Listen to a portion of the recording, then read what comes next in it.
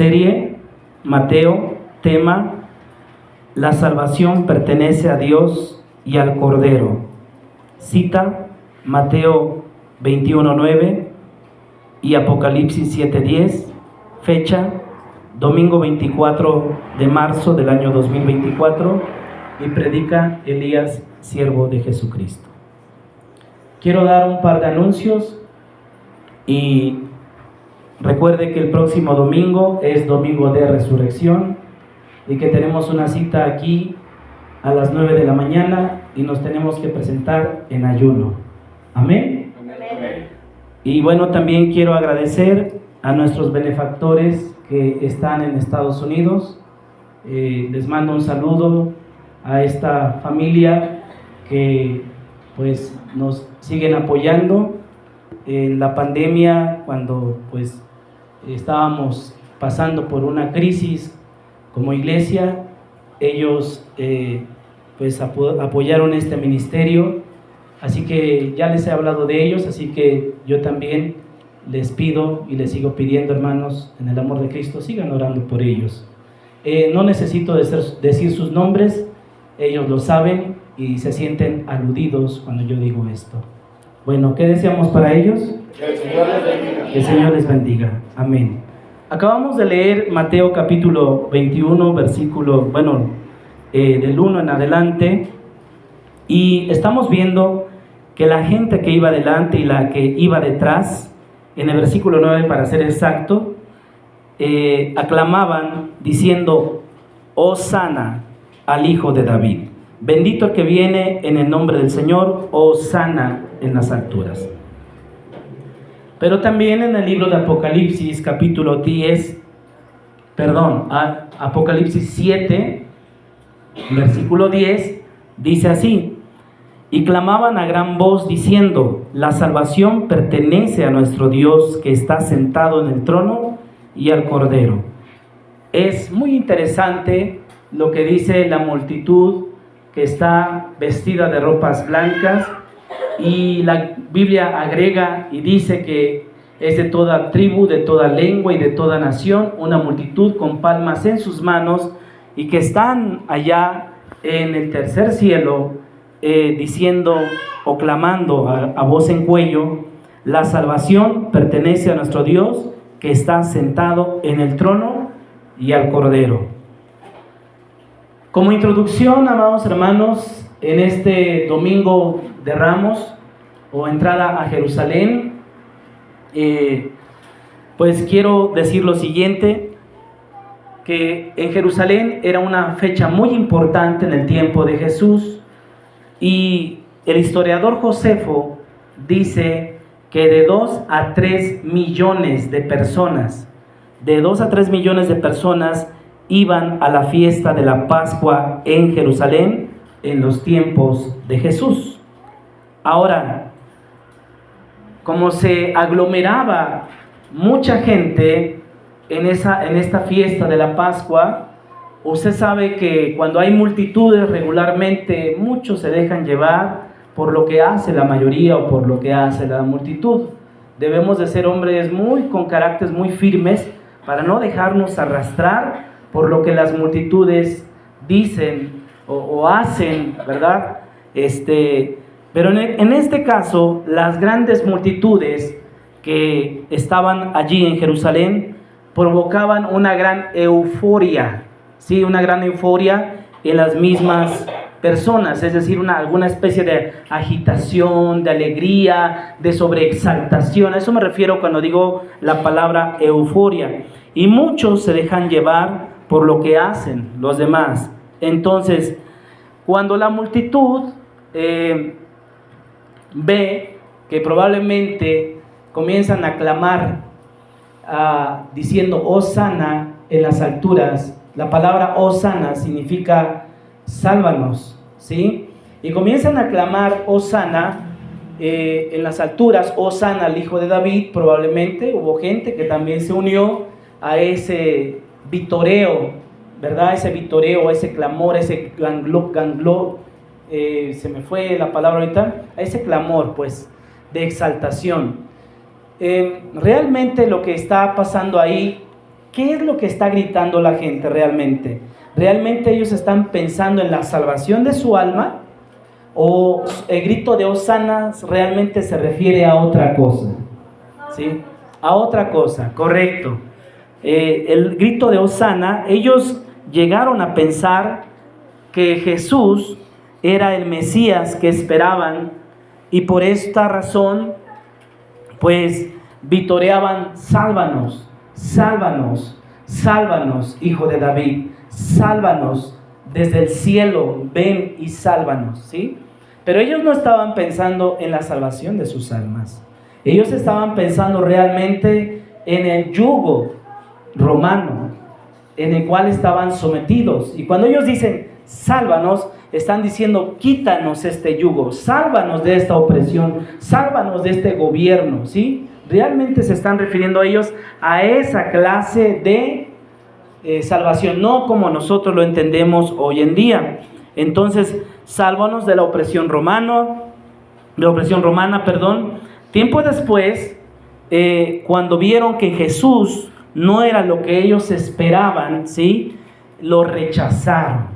Ellos mismos, algunos eruditos, escritores, dicen que la misma parte de la misma multitud que en un principio gritaba sálvanos, era también que, siendo empujados por una opresión política, después decían: queremos a Barrabás, queremos a Barrabás, no queremos a este Cristo, no queremos a este Salvador. Y lo vamos a ir entendiendo porque los judíos esperaban que a un Mesías parecido al rey David. Ellos querían que el Mesías que entrara o que estaban vitoreando tuviera las cualidades del rey David. ¿Qué cualidades tenía el rey David? Bueno, el rey David tenía muchas cualidades. Entre ellas, por ejemplo, él tenía un gran talento musical. Si nosotros leemos los salmos, el 70% de los salmos está compuesto por el rey David. También la Biblia dice que David inventó muchos instrumentos, es decir, tenía un talento musical realmente el rey David. También era un gran poeta, hacía unos salmos preciosos, hermosos. Realmente cuando lo leemos somos edificados y somos impresionados por la poesía de este rey David. También trabajaba en la corte real. También era un gran militar y se volvió un gran conquistador. También logró unir o unificar a las 12 tribus de Israel, y también logró someter a los enemigos de la nación de Israel, ¿sí?, y los hizo que pagaran impuestos. Es decir, si nosotros vemos, el rey David tenía muchas cualidades, ¿verdad? Y entonces ellos esperaban a un Mesías parecido al rey David, ¿sí? Pero cuando ven el Mesías, que realmente no es un militar, no es poderoso, no trabaja en la corte del rey, y mucho menos pues ha logrado someter a sus enemigos, y ahora lo tiene Poncio Pilato, llegando a ese momento, está dejando que el pueblo decida a quién escogen: a Barrabás, ¿sí?, que ha sido acusado de homicidio, o a Jesús, el rey de los judíos.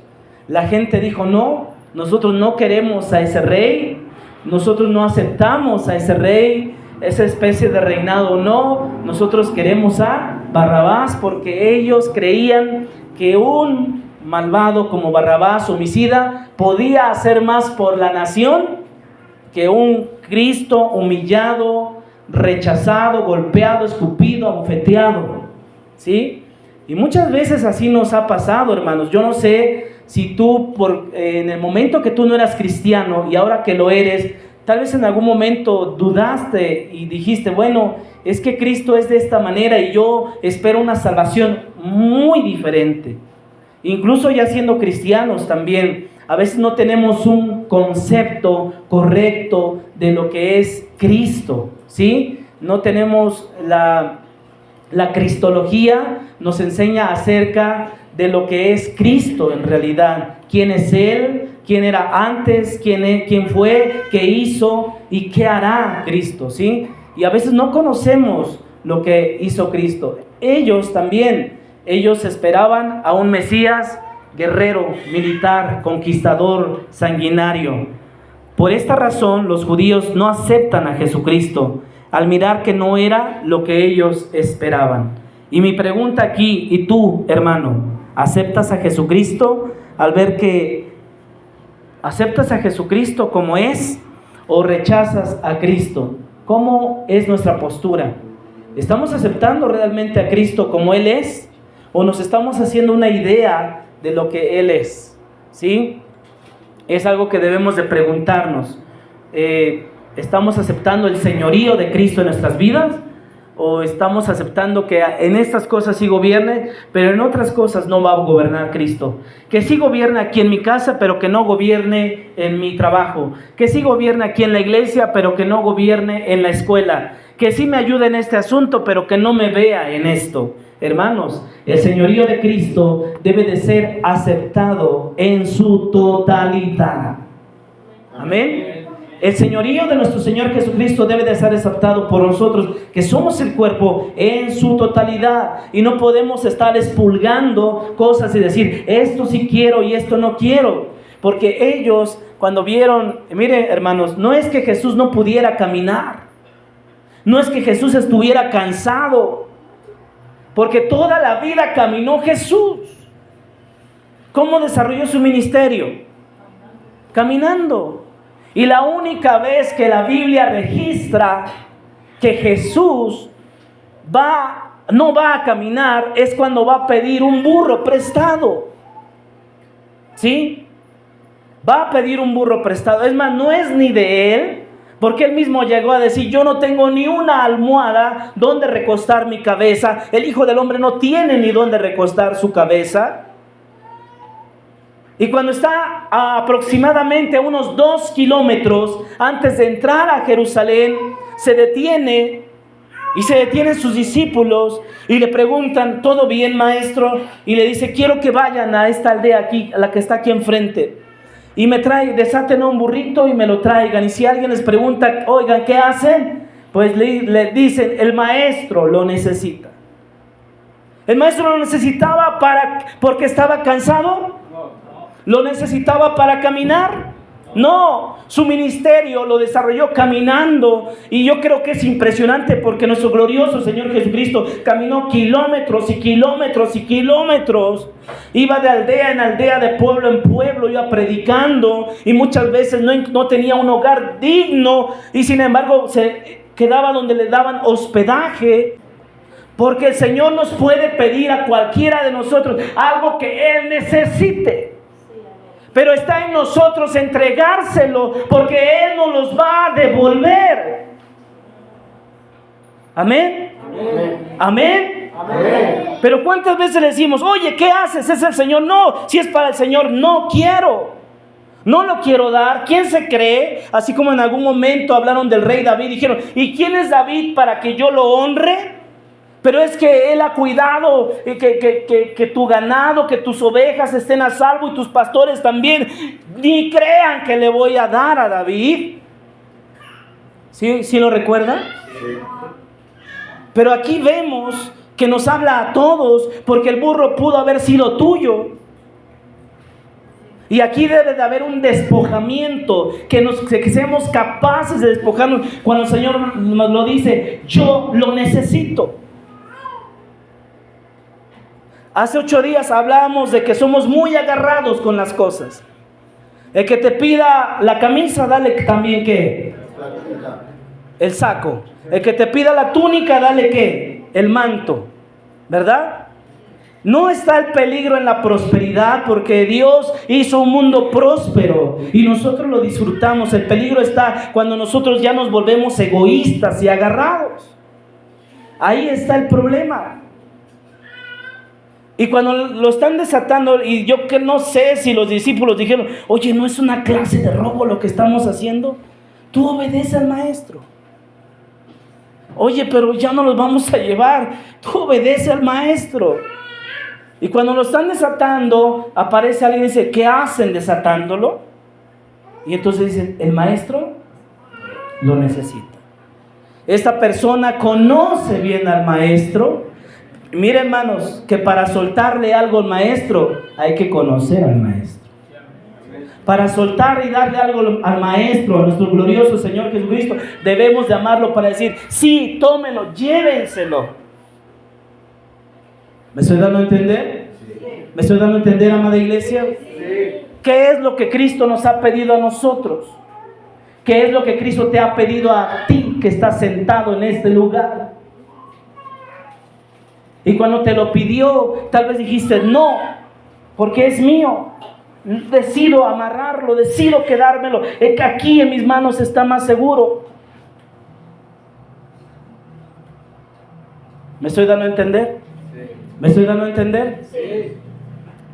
Entonces sí es importante, amados hermanos, que nosotros entendamos esto que está pasando. No es que Jesucristo no pudiera caminar, no es que Jesucristo estuviera cansado, es que Jesucristo tenía que cumplir una profecía. Y Él vino para cumplir a la ley y los profetas. Lo que la ley decía acerca de Él y lo que los profetas habían profetizado con respecto a Él. ¿Me estoy dando a entender? Isaías 52, del 12 al... Isaías 52, del versículo 12 al 15 y el capítulo entero de Isaías 53 nos habla de los sufrimientos de Jesucristo. Los judíos no querían un siervo sufriente. Sin embargo, la Biblia dice en Isaías, vamos para allá, 52 del 12 en adelante, 52 versículo 12, nos habla de que el Cristo que iba a venir era un Cristo sufriente. ¿Ya están ahí en Isaías 52? Sí. Ok, póngame atención, amado hermano, por favor. Le voy a dar lectura y usted me acompaña con su vista.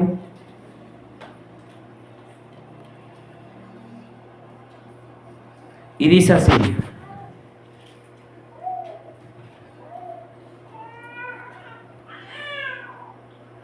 perdón, ese es el verso 13, dije 12, ¿verdad? 12. Es 52, 13. El epígrafe dice sufrimientos ¿de quién? Y eso se refiere a nuestro glorioso Señor Jesucristo. Y dice Isaías 52 y después 53. He aquí que mi siervo será prosperado, será engrandecido y exaltado y será puesto en alto. Como se asombraron de ti muchos, de tal manera fue desfigurado de los hombres su parecer, y su hermosura más que la de los hijos de los hombres. Así asombrará él a muchas naciones, los reyes cerrarán ante él la boca, porque verán lo que nunca les fue contado y entenderán lo que jamás habían oído. Lo voy a leer en un lenguaje más entendible, actualizado, y dice así el versículo 13. Ponga atención, si quiere ya no lo siga con la vista, escúcheme, véame a mí. Dios dijo: mi fiel servidor triunfará, se le pondrá en un alto trono y recibirá los honores que merece. Muchos se asombrarán al verlo por tener la cara desfigurada, y no parecerá un ser humano. Muchas naciones se asombrarán, y en la presencia de mi fiel servidor los reyes quedarán mudos, porque verán y entenderán lo que jamás habían oído. Capítulo 53. Isaías dijo: nadie ha creído a nuestro anuncio, a nuestro mensaje, nadie ha visto el poder de Dios. El fiel servidor creció como raíz tierna en tierra seca. No había en él belleza ni majestad alguna. Su aspecto no era atractivo ni deseable. Todos lo despreciaban y rechazaban. Fue un hombre que sufrió el dolor y experimentó mucho sufrimiento. Todos evitábamos mirarlo. Lo despreciamos y no lo tuvimos en cuenta. A pesar de todo esto, Él cargó con nuestras enfermedades y soportó nuestros dolores. Nosotros pensamos que Dios lo había herido y humillado, pero Él fue herido por nuestras rebeliones, fue golpeado por nuestras maldades. Él sufrió en nuestro lugar y gracias a sus heridas recibimos la paz y fuimos sanados. Todos andábamos perdidos como suelen andar las ovejas. Cada uno hacía lo que bien le parecía, pero Dios hizo recaer en su fiel servidor el castigo que nosotros merecíamos. Fue maltratado y humillado, pero nunca se quejó. Se quedó completamente callado, como las ovejas cuando les cortan la lana, y como cordero llevado al matadero, ni siquiera abrió su boca. Cuando lo arrestaron, no lo trataron con justicia, nadie lo defendió, ni se preocupó por él, y al final, por culpa de nuestros pecados, le quitaron la vida.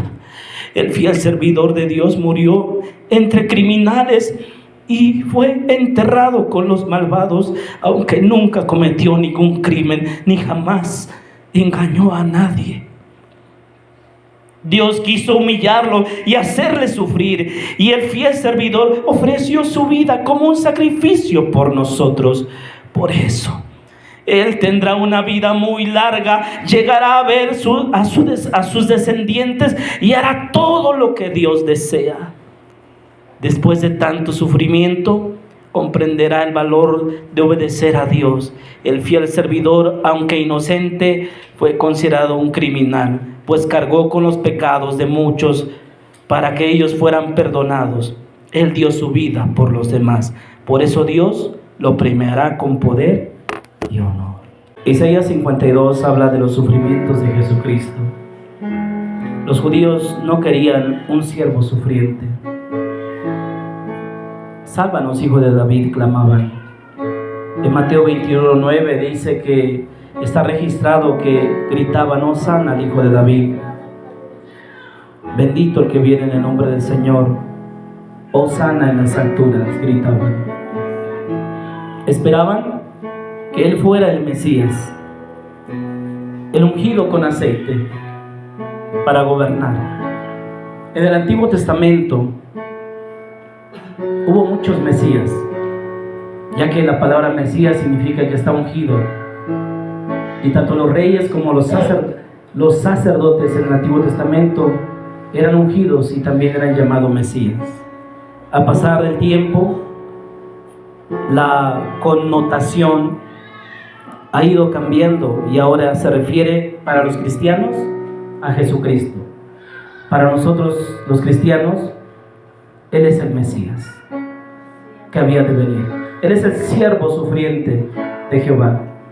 Pero para los judíos, Jesucristo no es el Mesías, ya que ellos esperaban un Salvador que salvara al pueblo de Israel y que además gobernara como rey y edificara el templo. Los exilios de la nación de Israel, como perder la guerra ante Roma y estar bajo su yugo, como la destrucción del templo y de Jerusalén, como el holocausto nazi y el antisemitismo, han venido cambiando la idea de lo que es un Mesías para ellos.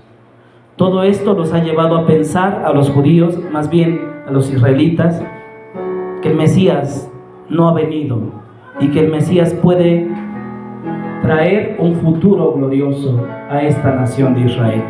Sin embargo, para nosotros los cristianos, el Mesías ya vino y se llama Jesucristo. Amén. ¿Puedes dar una ofrenda de palmas a nuestro glorioso Señor Jesucristo?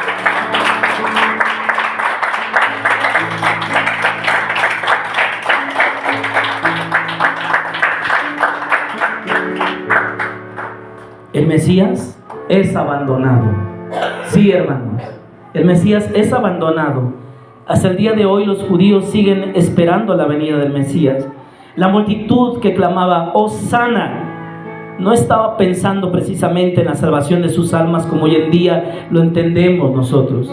Ellos querían ser salvados de sus enemigos. Cristo, por medio de sus acciones, tenía que cumplir una serie de profecías, hermanos, para demostrar que Él era el Mesías y que en Él se cumplían cada una de las profecías que hablaban acerca de Él. Por esta razón entró montado sobre un pollino, sobre un burro, para cumplir una profecía. Jesucristo caminó toda la vida, no estaba cansado, Él podía haber entrado, pero Él tenía que cumplir esta profecía que hablaba acerca de Él. No porque no pudiera caminar, como lo dije hace rato, sino porque Él tenía que cumplir lo que dijo Zacarías 9:9. Alégrate mucho, hija de Sión, da voces de júbilo, hija de Jerusalén. He aquí tu rey vendrá a ti, justo y salvador, humilde y cabalgando sobre un asno, sobre un pollino, hijo de asna. Jesucristo es abandonado, hermanos. La multitud que con júbilo lo aclamaba, esa misma multitud condenaría a Jesús por la opresión política, por la opresión de aquellos que eran los dirigentes espirituales. Es importante que nosotros nos preguntemos que si nosotros somos capaces de abandonar a Cristo por la presión que sentimos de la sociedad, seríamos capaces. Hoy nosotros que venimos y cantamos Hosana al Hijo de David, Hosana en las alturas, ¿seríamos capaces después de abandonar a Jesús solo por la presión? ¿Eso estaría en nuestros corazones? ¿Seríamos capaces de darle la espalda a aquel que entregó su vida por nosotros? Hermanos, es importante que meditemos en esto y reflexionemos en nuestro corazón, porque tal vez en otro día lo hemos abandonado cuando hemos estado bien y hemos podido y no hemos venido. Tal vez otro día lo hemos abandonado, lo hemos negado como Pedro, hablando malas palabras. Tal vez otro día lo hemos negado, lo hemos abandonado, hermanos, cuando no hemos hecho su voluntad y la conocíamos. Es importante, hermanos, que nosotros reflexionemos. El Domingo de Ramos nos debe recordar que debemos guardarnos de no proclamar a Cristo de una forma superficial. Los que gritaron y clamaban Hosana lo estaban haciendo de una forma superficial. La salvación pertenece a nuestro Dios y a su Cordero y a su Cristo. Dice Apocalipsis 7, 9 y 10. Después de esto miré, y he aquí una gran multitud, la cual nadie podía contar, de todas naciones y tribus y pueblos y lenguas, que estaban delante del trono y en la presencia del Cordero, vestidos de ropas blancas y con palmas en las manos. Y clamaban a gran voz diciendo: la salvación pertenece a nuestro Dios, que está sentado en el trono, y al Cordero. Apocalipsis capítulo 7, versículo 10. Cuando dice que la salvación pertenece a nuestro Dios, muchas veces la gente emplea modos de querer salvar, inventa medios para tratar de quitar la culpa de su pecado. La gente se inventa medios. Por ejemplo, buenas obras. Si hago buenas obras, me quitará mi culpa. Si soy más intelectual, si soy más filosófico, si soy más científico, me quitarán mi culpa. Si culpo a los demás, si rechazo a los demás, si hago culpable a los demás de lo que soy, me quitará mi pecado. Pero no, hermanos, no existe otro camino, no existe otra forma, y no existe, hermanos, porque no la hay. No existe otra forma. La multitud en el cielo que alaba a Dios diciendo: la salvación pertenece a nuestro Dios que está sentado en el trono y al Cordero. Está diciendo que no hay otro camino, no hay otra manera y no existe ninguna forma. ¿Sí me estoy dando a entender?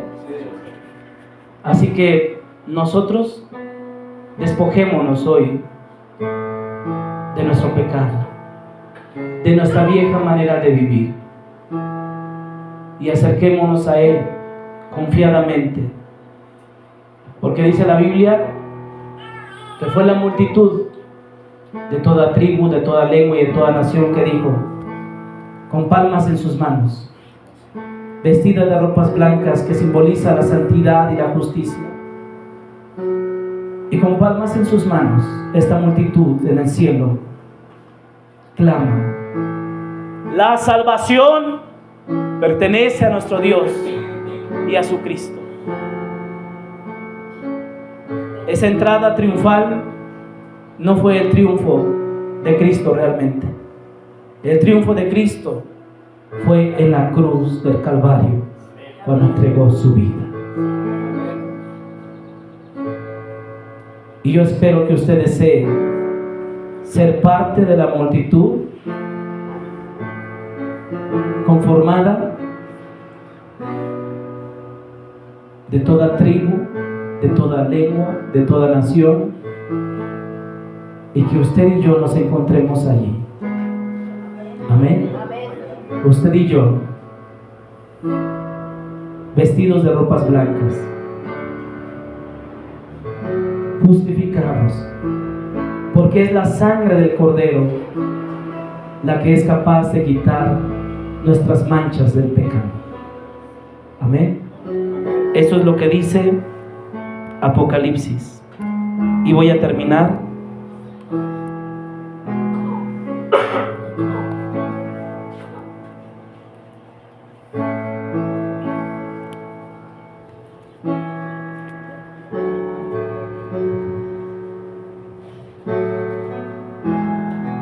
y dice así: entonces uno de los ancianos habló diciéndome: estos que están vestidos de ropas blancas, ¿quiénes son y de dónde han venido? Yo le dije: Señor, tú lo sabes. Y él me dijo: estos son los que han salido de la gran tribulación y han lavado sus ropas y las han emblanquecido en la sangre del Cordero. ¿Quién es el único que puede emblanquecer nuestras ropas? Jesucristo, la sangre del Cordero. Por esto están delante del trono de Dios y le sirven de día y de noche en su templo, y el que está sentado en el trono extenderá su tabernáculo sobre ellos. Ya no tendrán hambre ni sed, y el sol no caerá más sobre ellos, ni calor alguno, porque el Cordero que está en medio del trono los pastoreará y los guiará a fuentes de aguas de vida, y Dios enjugará toda lágrima de nuestros ojos. Amén. Esta es mi conclusión, hermanos. La entrada triunfal, el triunfo, no fue cuando Jesús entró a Jerusalén. El triunfo de Jesús fue cuando dio su vida en la cruz del Calvario, derramando su sangre para que tú y yo pudiésemos lavar nuestros pecados. ¿Puedes doblar tus rodillas?